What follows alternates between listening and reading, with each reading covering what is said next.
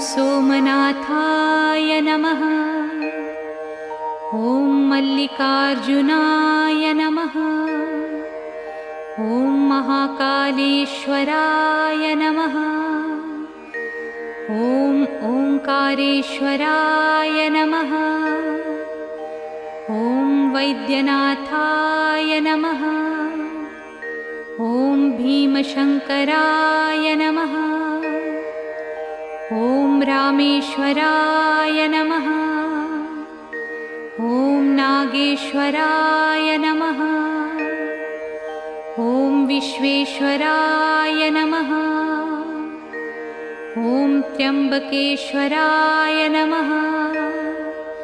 ॐ केदारेश्वराय नमः।